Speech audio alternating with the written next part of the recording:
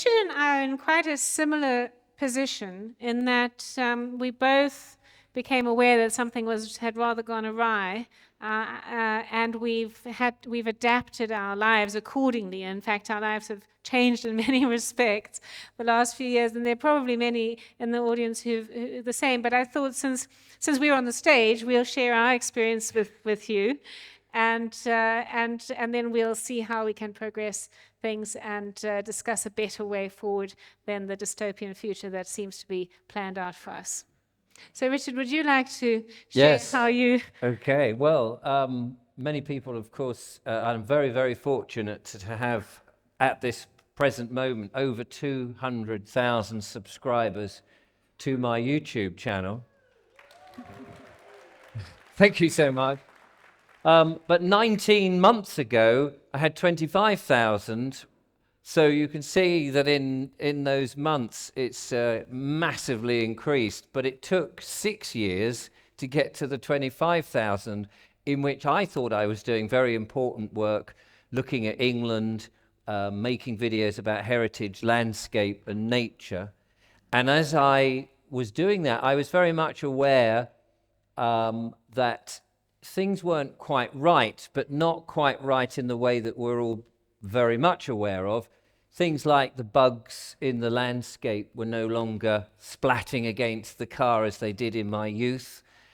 Things how the countryside was getting built on a lot by very ugly looking buildings, and that there was this general uglification of Britain. We then, while I was filming, we went through the Brexit business, and I started to become aware of how biased mainstream media were, pushing people into one decision for the referendum. And that wasn't the choice I wanted to have, but I respected anybody who wanted to go the other way, particularly younger people who couldn't remember not being in the common market or anything like that. And I was quite small when we went in, but I always felt that this country could stand up on its own. And I do remember the old made in England and made British made and those sort of things, which we've seen so many things come from distant parts of the world that don't last very long. But with that, there was this very odd polarization in which if you wanted to talk about, say, not being in the EU, staying, you were ostracized and were told that you were an idiot if you didn't follow this particular direction. And to me, who'd been interested in history, it was like the English Civil War again, where brother was against brother, only it wasn't the parliamentarians against the royalists. It was these two big decisions, this yes or no, and nowhere in between. But I was aware of the BBC being extremely biased, and anybody who wanted to remain, you'd have one panelist on, say, Question Time, and then the rest were all four. And I was happy to listen to the other side, but the other side did not seem very happy at all to listen. They would just use name calling. And then as we got to the pandemic, being somebody who's very much used to film and video, you started to see these videos of people in China walking along, and I have to do a demonstration. Oops. Because I enjoy doing it. Because I may be of a certain age, but I can still do it. And they would just be walking along like this, and then down they would go.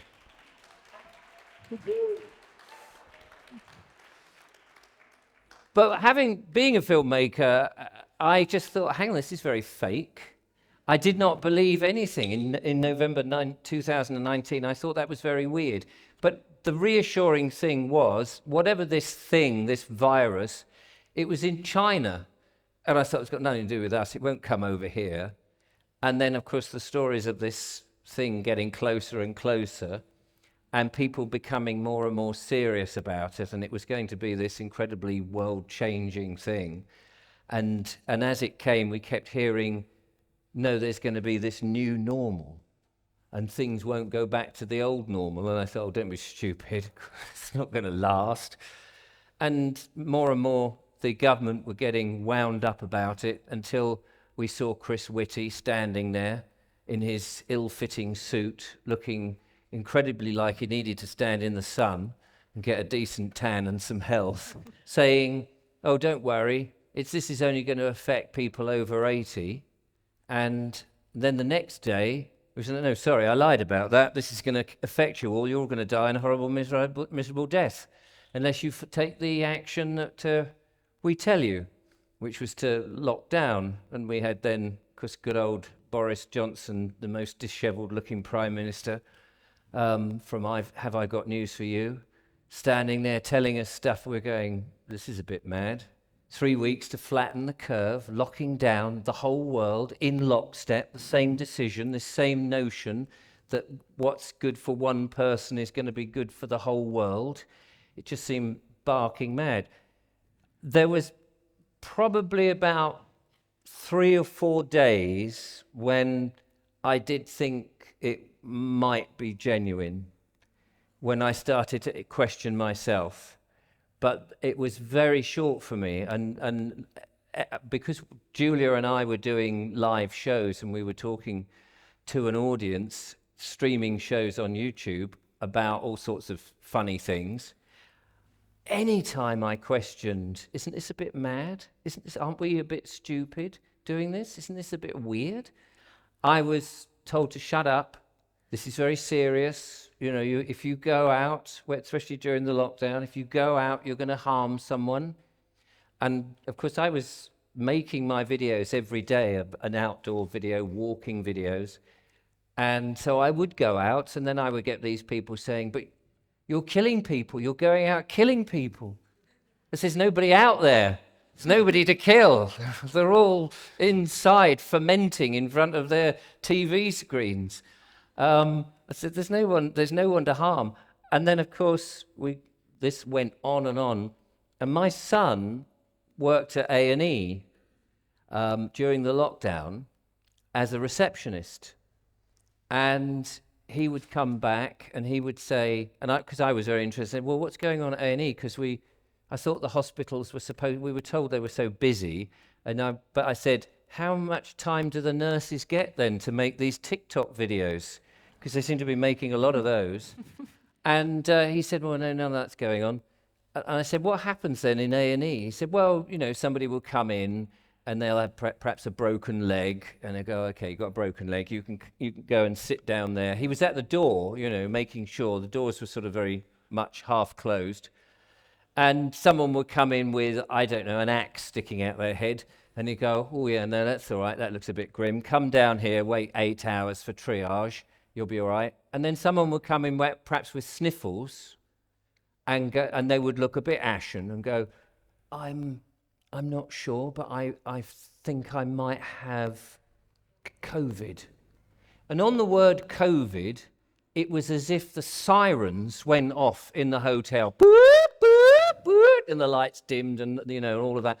Because he was instructed, if anyone suggested that they might have COVID, they were instantly thrust a mask in their face, frog-marched into the car park, told to stand over 6 feet from him so he could take their name and address, and then they were sent home. And it said, only when you can't breathe very well, come in. And that was down in Worthing Hospital. And any doctor here or anybody, any practitioner, normally it's early intervention, isn't it? If you've got a problem, you go and you make sure you have it seen to immediately. And I was just I said, you are joking? He said, no. And people were sent home. I mean, we all know these sort of stories now, but some of us seem to see through what was clearly not right. And then we had, at the speed of science, this miraculous substance that everybody seemed to be saying, no, we've got to take it. And again, Chris Whitty was, out there sort of saying, oh yeah, it'll only be for the over 80s, you'll be fine. Then it was the 70s. And at the time I was in my 50s. And I was thinking, well, they're not going to do me because I'm very healthy, reasonably healthy. and no, 50s, 40s, 30s. Then there was the debate about pregnant women and you're going, my God, this has been untested, and there were all the conspiracy theories going out, and you're going, but even if you ignore that, we would never do this. And so throughout all of this process, I was aware that it was not right and it was unhealthy, but the biggest thing that really just got me was the fact that everybody was on board with it. And I had no notion just how much brainwashing had been. I mean, I didn't go out and do the clapping. I just thought it was bizarre, standing outside, people with their saucepans, banging them together. I mean, and you look back now and you just think, this is really freaky behavior. How did they manage to persuade people to do that? And yet, people did. And of course, anybody who suggested that, don't take the vaccine, maybe we should wait to see if there's any tests, and it's not been tested, and let's give it 5 years, especially when we were hearing about ivermectin and the other one I can never pronounce correctly. Hydroxychloroquine. That's the one. And you just think, but these are on the shelf and they're out of patent and they'd be cheap to produce. I mean, all the signs to me were, this is beyond normal. And I've always been someone who's a bit rebellious, and I started to realize that there's more than just the government, the whole world were doing this all in lockstep. And then one day I felt compelled, and that was in November 2022, so some time afterwards, and the people had been genuinely dropping down and not getting up, and Andrew Bridgen had spoken in Parliament to an empty chamber, and I made a video about Neil Oliver on GB News, who'd said, he was just talking about the fuel costs, and I said, is he right? And suddenly, from my normal sort of 2,000 to 3,000 views on an ordinary walking video, it just went through the roof. 100,000 people watched the video in about 48 hours, and they were encouraging me to say more, to open up and talk about things. And of course, if I talked about the vaccine, and the damage and what Andrew Bridgen was doing and the fact that nobody else was talking about it, the views were just astronomical.